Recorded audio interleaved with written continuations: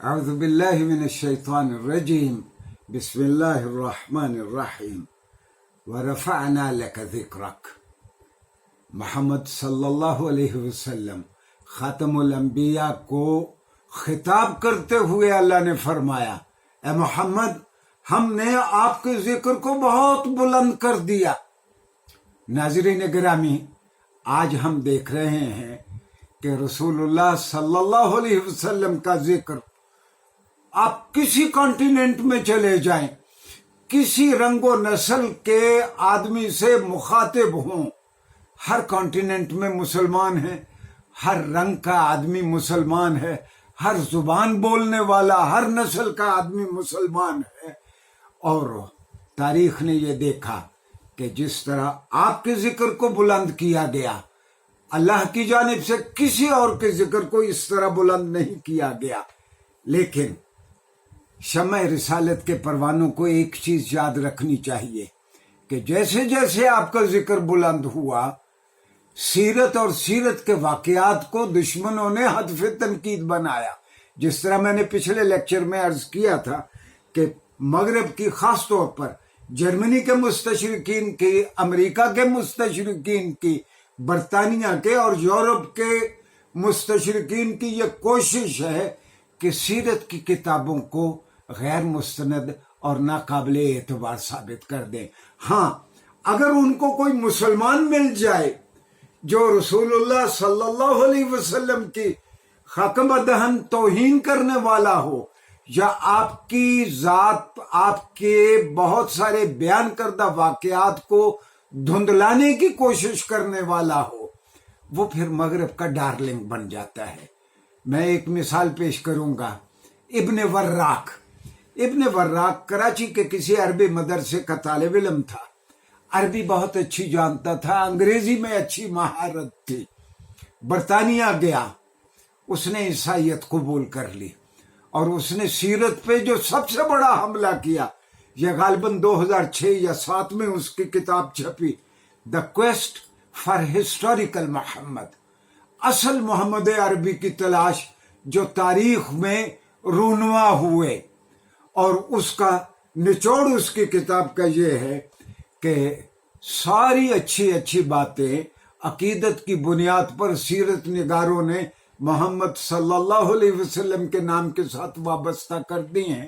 یہ ساری جھوٹی کہانیاں ہیں جو سیرت کے نام سے سنائی گئی ہیں۔ اچھا، جب ایک مرتد شخص یہ کہتا ہے تو پھر مغرب کے اسکالرز کو بھی حوصلہ ملا۔ آپ حیران ہوں گے کہ رابرٹ سپینسر نے 2012 میں، یعنی آج سے 9 سال پہلے، 10 سال پہلے، 2013 میں، اور پھر کئی مرتبہ اس کی کتاب چھپی، ڈڈ محمد ایگزسٹ؟ کیا محمد صلی اللہ علیہ وسلم واقعتاً دنیا میں آئے تھے، یا مسلمانوں نے از خود ایک دیومالائی شخصیت، ایک تخیلاتی شخصیت انہوں نے بنا لی ہے اور سارے اچھے اچھے اوصاف ان کے نام کے ساتھ وابستہ کر دیے ہیں؟ میں نے جس طرح عرض کیا تھا کہ یہ شرف صرف رسول اللہ صلی اللہ علیہ وسلم کو ملا، آپ کی زندگی کے ایک ایک لمحے کو شمع رسالت کے پروانوں نے ریکارڈ کیا اور اگلی نسلوں تک پہنچایا۔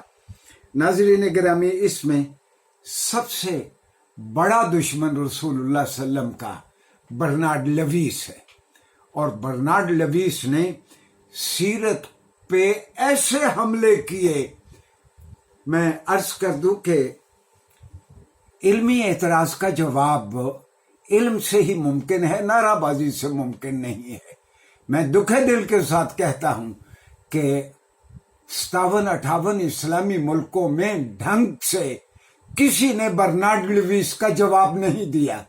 یہ اکتوبر 1992 ہے، نیو یارکر، اکتوبر 1992 کا نیو یارکر، اس میں ٹائٹل سٹوری چھپی، دا روٹس آف مسلم ریج، مسلمانوں کے غم و غصے کے اسباب۔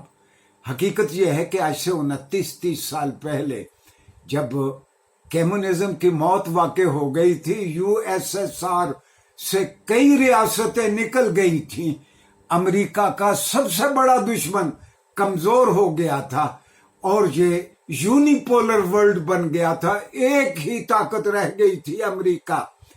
तो हकीकत में अमेरिका को अब एक नए दुश्मन की तलाश थी, अपने मुआशरों को इंटेग्रेटेड रखने के लिए, मसीही दुनिया को इंटेग्रेटेड रखने के लिए।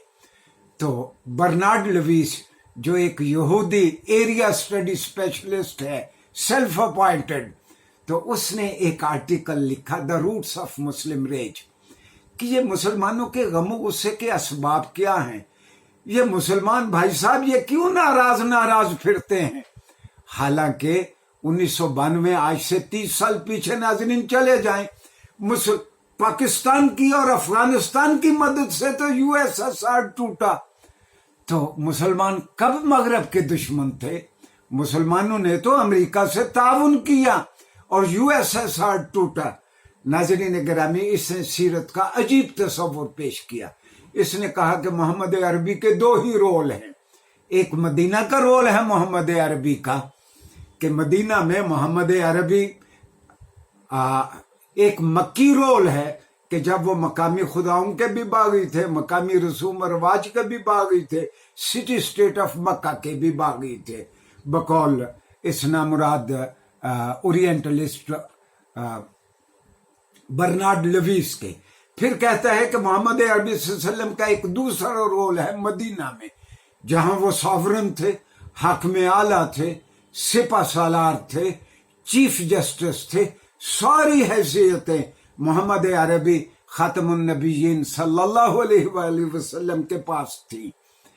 फिर वो पूरे यूरोप को और पूरे मगरब को और मसीही दुनिया को और यहूदियों को वो अलर्ट करता है कि Muslims are going to capture Europe. Muslims are going to take over Europe.